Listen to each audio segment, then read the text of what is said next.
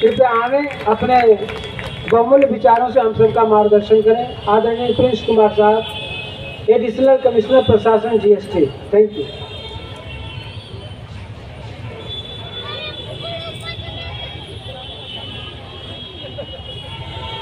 बहुत बहुत आदर, श्रद्धा और सम्मान के योग्य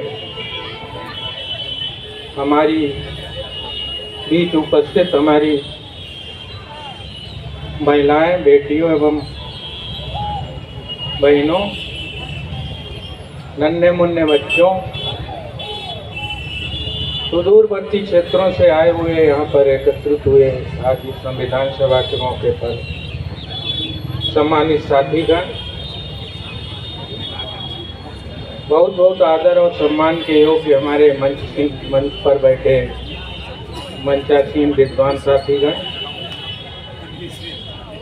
सर्वप्रथम मैं भारत माता, भारत भूमि, भारतवती को कोटि कोटि नमन करता हूँ। तदुपरांत करुणा के सागर भगवान गौतम बुद्ध, बोधिसत्व बाबा साहब डॉक्टर भीमराव अंबेडकर को आज के इस मौके पर बहुत ही श्रद्धासुमन अर्पित करते हुए कोटि कोटि बार नमन करता हूँ। साथियों, प्रकृति के नियमों के अनुरूप ही देश और दुनिया में करुणा प्रेम का संदेश देने वाले भगवान गौतम बुद्ध और बाबा साहब डॉक्टर भीमराव अंबेडकर द्वारा इस करुणामयी संविधान की आज के दिवस पर अंगीकृत, अधिनियमित और आत्मार्पित किया गया था। उनके बीच, उनके हृदय में संपूर्ण करुणा व्याप्त थी। वो समझ रहे थे कि जीव के बीच में कितनी विभिन्नता है, विविधता है, और ये विविधता भरे देश में एकता कैसे स्थापित हो, व्यक्ति की गरिमा किस प्रकार से सुनिश्चित हो, इसको लेकर के काफ़ी बाबा साहब डॉक्टर भीमराव अंबेडकर चिंतित हुए थे। साथियों, अभी बहुत सारे वक्ताओं ने आप लोगों के मध्य भारतीय संविधान में दी गई मौलिक अधिकारों का उल्लेख किया है। आपको बहुत सारे मौलिक अधिकार प्राप्त हैं, लेकिन मैं आज इस मौके पर आपको बताना चाहूँगा कि आपका उतना ही दायित्व ड्यूटीज के प्रति भी है। जहां आपको फंडामेंटल राइट दिया गया है, वहां फंडामेंटल ड्यूटीज भी है। कि आप लोग पीछे भी मुड़ के देख लें कि हमारे लोगों की क्या अभी भी दशा चल रही है, क्या जीव किस स्थिति में है। उसके प्रति करुणा होनी चाहिए, उसके प्रति प्रेम होना चाहिए।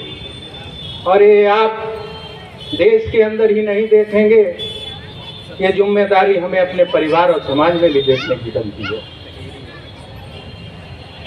जब हम अपनी ड्यूटीज को समझेंगे और अपने राइट को समझेंगे, तभी एक बैलेंस व्यवस्था बनेगी, बैलेंसिंग सिस्टम होगा। साथियों, अभी बाबा साहब के संविधान के बारे में बहुत सारे लोगों ने बताया है। मैं तो यहाँ पर एक प्रियम्बुल के माध्यम से आपको अवगत कराना चाहूँगा कि प्रियम्बुल में स्पष्ट रूप से लिखा हुआ है कि हम भारत के लोग कैसा भारत चाहते हैं। भारत को संपूर्ण प्रभुत्व संपन्न, समाजवादी, धर्मनिरपेक्ष, लोकतांत्रिक गणराज्य बनाने के लिए। अब देखिए इसके अंदर क्या करुणा का भाव झलकेगा। कैसी न सामाजिक, आर्थिक, राजनीतिक न्याय हो, जिसमें सामाजिक, आर्थिक, राजनीतिक न्याय हो, विचार, अभिव्यक्ति, विश्वास, धर्म और उपासना की स्वतंत्रता हो, क्योंकि भारत विविधता से परिपूर्ण देश है। करुणा, प्रेम, सत्य, अहिंसा किसी की बाप की बबूती नहीं है। इसका संबंध किसी जाति और धर्म और क्षेत्र से नहीं है।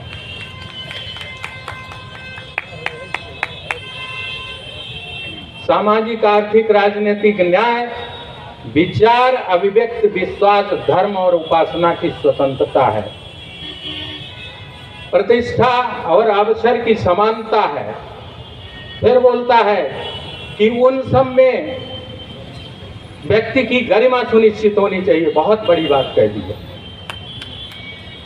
व्यक्ति की गरिमा और राष्ट्र की एकता और अखंडता को, राष्ट्र की एकता और अखंडता तभी मजबूत होगी जब भारत के प्रत्येक नागरिक की, सिटीजन ऑफ इंडिया की गरिमा सुनिश्चित हो जाएगी। और मैं तो कहूंगा कि बुद्ध का दर्शन तो इस तरह का था, वो सिटीजन ऑफ इंडिया की बात ही नहीं करता। बाबा साहब का संविधान इस तरह का नहीं है जो केवल सिटीजन ऑफ इंडिया की बात करता हो। उसको तो जीव के प्रति करुणा है। जहां तक वासुदेवकम कुटुंबकम की बात कही जाती है तो यह भारतीय संविधान की व्यवस्था, ये बुद्ध की व्यवस्था। तो हमें अपने मन में करुणा रखनी है, जीव के प्रति करुणा हो हमें, ये हमारी ड्यूटी है। हमें अपने राइट भी समझने हैं, और जहाँ पर आपको बहुत फंडामेंटल राइट जानने की बात है तो मैं भी वो भी बता देता हूँ। 14 से 18 के मध्य में समता का अधिकार दिया गया है। 19 से 22 के मध्य में भाग 3 जब आप कॉन्स्टिट्यूशन का पढ़ेंगे तो उसमें स्वतंत्रता का अधिकार दिया गया। 2324 में आपको शोषण के विरुद्ध अधिकार दिया गया है। आपका किसी प्रकार का शोषण होता है तो 2324 पढ़ लीजिएगा। 25 से 28 में धार्मिक स्वतंत्रता का अधिकार है। 29 और 30 में माइनॉरिटीज के लिए व्यवस्था की गई, जो वो किसी तरह से भी अपने संचालित धर्म को संचालित कर सकते हैं, उनकी शिक्षण।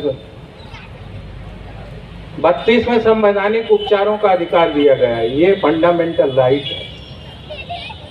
आर्टिकल 51A में जहाँ फंडामेंटल ड्यूटीज है वो बहुत बड़ी करुणा की चीज है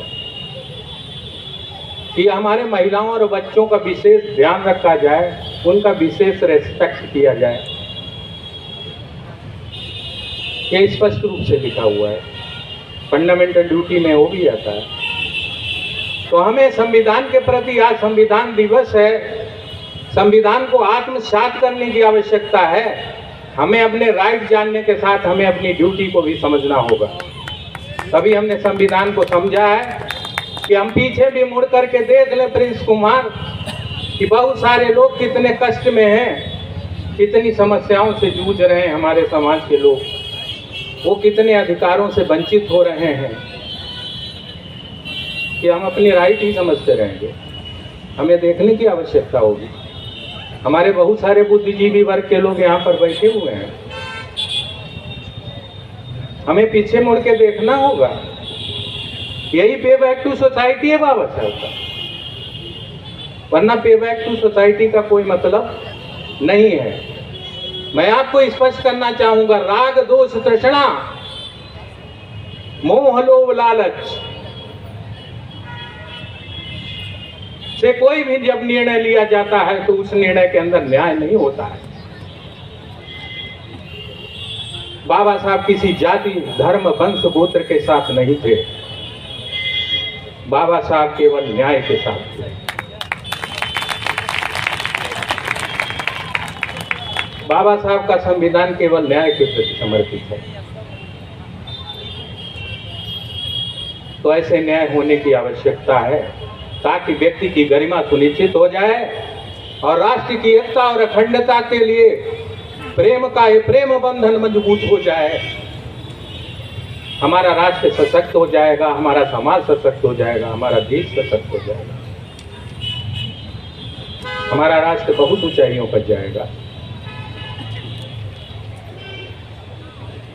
ऐसी करुणा और ऐसे प्रेम को आत्मसात करने की आवश्यकता है। और जब ऐसी करुणा और ऐसा प्रेम आत्मसात करेंगे तो अपने जीवन को सार्थक करेंगे। आपके अंदर जो बेटा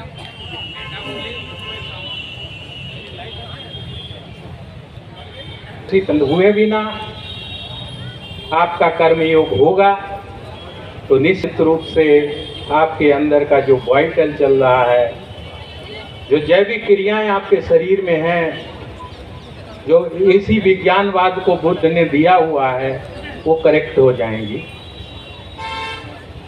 ऐसा ही व्यवस्था अष्टांग मार्ग भी बताता है। और मैं बताऊं कि बाबा साहब पूरी तरह से बुद्ध से प्रभावित थे, अर्थात वो आपका जो संविधान है वो पूरी तरह से नेचुरल थ्योरी पर आधारित है। वो नेचुरल लॉ है, थ्योरी है, वो जीव के कल्याण के लिए है, व्यक्ति के कल्याण के लिए है, सिटीजन ऑफ इंडिया के कल्याण के लिए है। और वो किसी एक जाति विशेष धर्म वंश गोत्र के लिए नहीं लिखा गया है। बाबा साहब को पुनः तहे दिल से मैं कोटि कोटि नमन करता हूँ। उनको अपने श्रद्धा सुमन आज के मौके पर नमन प्रदान करता हूँ। जय हिंद, जय भारत।